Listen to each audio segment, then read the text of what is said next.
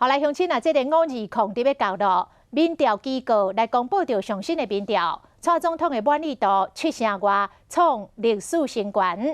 疫情指挥中心的指挥官陈时中是咱台湾防疫的大功臣，这个满意度高达9成3。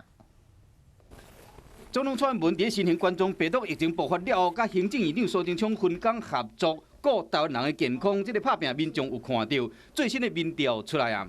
蔡总统满意度超过7成，苏贞昌嘛要6成9。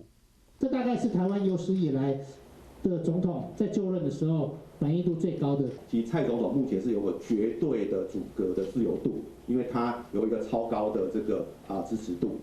总统、行政院长受到肯定，行政院各部会满意度嘛对咧提悬。疫情爆发以来，差不多拢无休困的铁人部长指挥官陈时中满意度到9成，过来是交通部长林佳龙以及外交部长。